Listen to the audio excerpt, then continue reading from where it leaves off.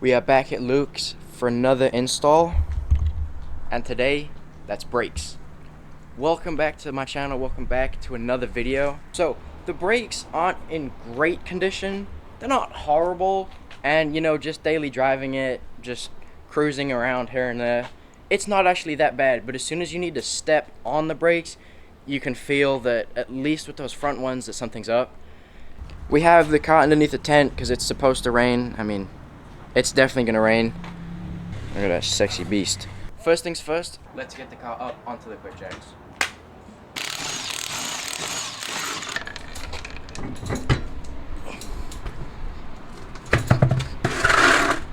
Well, we have run into our first problem. We have to be incredibly precise when putting on the quick jacks because of my bent subframe, and because of that, this wheel doesn't spin because it's pushing against this, because that wheel's sitting too far back. We have to put all the other wheels back on, lower it, fix it, and then put it back up. We got all the wheels back on, now we can go down.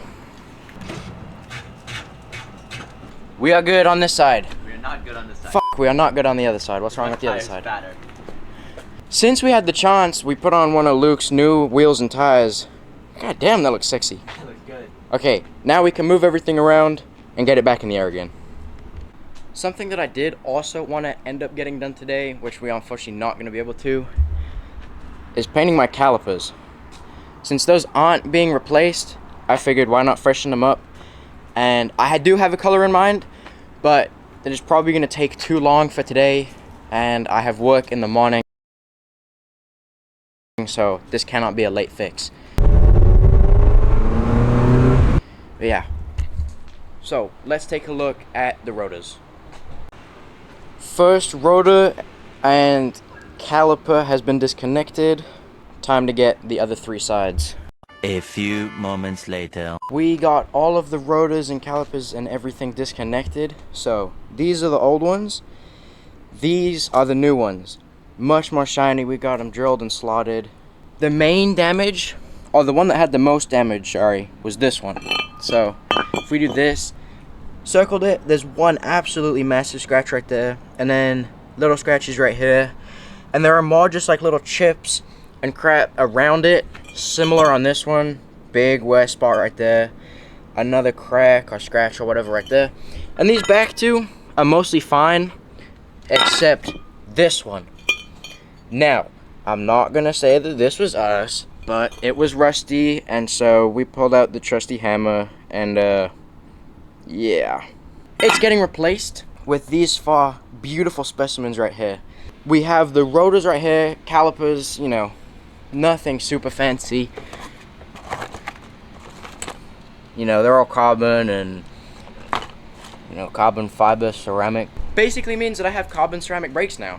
Absolutely Wrong. So basically that makes me a Lamborghini Huracan. This is actually a Huracan, but I'd made a custom body and then engine swapped it with a Miata.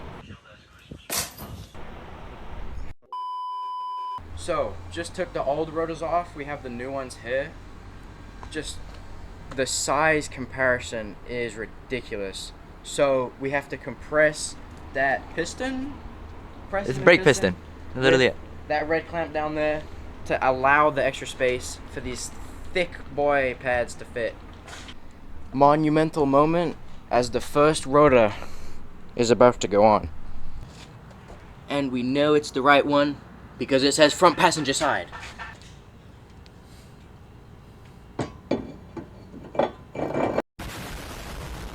That looks stunning. That looks really nice. Time to do the other side, and then we can get onto the rears. Just finished the left side. Now what we need to do is get these bolts back on the caliper, get the caliper bolted down here, and then this side will be done. We have front right done, as you can see right there, and we have front left done as well. Now, we did also get these little things. I don't know what they're called in the kit, but we are going to also replace these. And then we can move on to the back. Completely finishing both of these front ones took a little bit longer than I would like to admit, but it is done. All we did was take this bushing, and there's another bushing on the bottom part, swap those out with the new ones, and now it's ready for the wheel. What we have to do now though is the back. So the entire process is exactly the same, except before we push the piston back, there's another couple bolts that we have to undo to release fucking whatever it is. Then we can push the piston back, and then after that it's the same thing, just replace the bushings, the pads, all that. Well, as you can probably see and hear, it started to rain pretty heavily. Luckily we don't have that much left to do, and we do have the little canopy thing to keep us dry. It's supposed to start, that does say 33 minutes. So we have about 30 minutes of rain. We should be done before the rain stops. Absolutely Wrong. The rain has kind of chilled out. It's still lightly spitting, just a tad. But Luke managed to get this one on and all good. Just need to put the wheel on. While I was on the other side, but the caliper isn't doing caliper things. And now he's doing it because I was about to throw my tripod at this very nice 300 over there. We will get back to you once all the wheels are on and the car is ready to be broken in. So I did say that next time I was recording, we would have it done. We've spent the last hour and a half working on basically getting this and this to like slide in. And it just didn't work. We had time to eat dinner, but he's done it again. The petite Asian. What? Has dominated the 24-year-old beast, and we can now get the car on the ground. So, without further ado. So, the car isn't on the ground. We do have the wheels on and the tools cleared up. So that's basically a win. All we can do now is just wait for the downpour to stop. Done. Car is on the ground, wheels are on. Now it is time to break in the brakes. So let's get on the road. So I have to do 5 brakes from 40 to 10 miles an hour, and then 5 brakes from 30 to 35 to 5, and then just drive for 5 minutes without really touching them. Better. So this road, after these speed bumps, you could gun it. I think you could get up to 40 by the time that turn comes up. Oh, easily. V12 in this though. Just hope that's not a cop, right? Oh! I really hope we did this right, bro. Otherwise I'm gonna... Well, I am gonna end up killing myself, aren't I? If we didn't do this right. Sorta.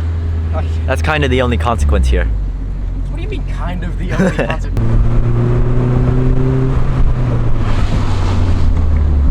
And off.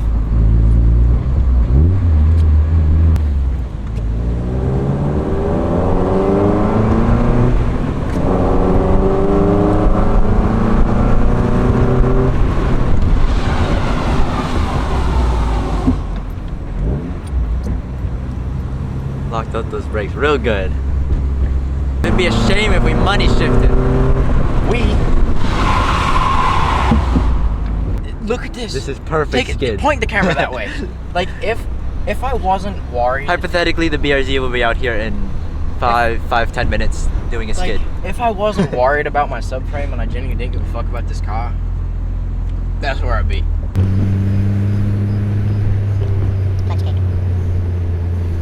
Play V12 sounds over this editor. The editor's hit. I think this could be loud.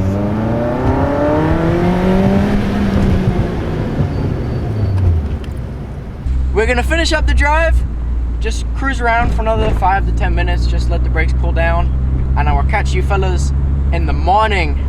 It is now the next day. Brakes have been broken in. It looks beautiful. Such a subtle change, but it makes such a big difference. Car's been driving awesomely, other than the subframe squeaking. So, I don't know how well you'll be able to hear this, but yeah.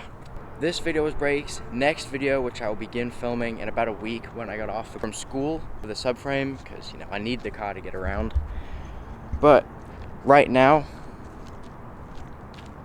I think she's sitting great. Another thing on the agenda for next video is gonna be a detail, because god damn, look at all this, all the way around, wheels coated, just absolutely disgusting. So if you made it this far in the video, thank you for watching. If you enjoyed it, give me a like, subscribe if you haven't already, and yeah, peace out.